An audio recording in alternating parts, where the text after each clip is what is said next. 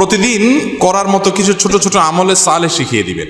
প্রতিদিন করার মতো প্রথম আমলে সালে হলো 5 ওয়াক্ত নামাজ সময় মতো ধীরে ধীরে আদায় করবেন। এর চাইতে বড় কোনো আমলে চলে না। এই একটা যদি করেন আর ছোটখাটো কোনো আমল নাও করতে পারেন, বড় গুনাহ থেকে বেঁচে থাকেন, ইনশাআল্লাহ নাজাতের পথ অর্ধেক সুগম হয়ে যাবে। 5 ওয়াক্ত নামাজ, এইটার কোনো বিকল্প ইসলামে আর কিছু নাই। এইটা ঠিক রাখতেই হবে, এই ক্ষেত্রে কোনো ছাড় নাই। দাঁড়ায় না হলে বসে শুয়ে যেভাবে পারেন পড়তেই হবে, কোনো ছাড় নাই। অতএব 1 নম্বর আমল হলো 5 ওয়াক্ত নামাজ পড়বেন। 2 নম্বর হলো সকল বড় বড় মোটা মোটা গুনাহগুলা থেকে বেঁচে থাকবেন। চোখের গুনাহ, হারাম জিনিস দেখা, হারাম জিনিস শোনা, গালমন্দ করা, মানুষের হক মারা, হারাম খাওয়া, এই বড় বড় গুনাহগুলো থেকে বেঁচে থাকবেন। নাম্বার 3, নবী করিম সাল্লাল্লাহু আলাইহি ওয়াসাল্লাম প্রতি বেশি বেশি দুরূদ পাঠ করবেন। আল্লাহুম্মা সাল্লি আলা মুহাম্মাদ ওয়া আলা আলি মুহাম্মাদ, শুধু সাল্লাল্লাহু আলাইহি ওয়াসাল্লাম, দুরূদ ইব্রাহিম যত বেশি পারেন দিনে 10 বার 20 বার পাঠ করবেন।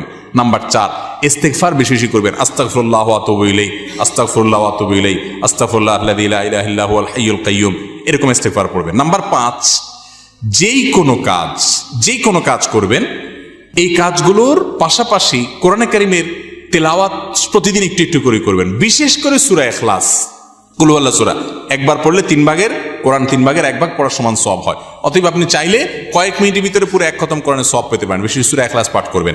6 নম্বর হলো যত জিকির আছে কোরআন হাদিসে বর্ণিত, এই জিকিরগুলো বেশি বেশি করে পাঠ করবেন। যেমন সুবহানাল্লাহ ওয়া বিহামদিহি সুবহানাল্লাহিল আযীম, তারপর লা হাওলা ওয়ালা কুওয়াতা ইল্লা বিল্লাহ, এটাকে জান্নাতের ভান্ডার বলা হয়েছে।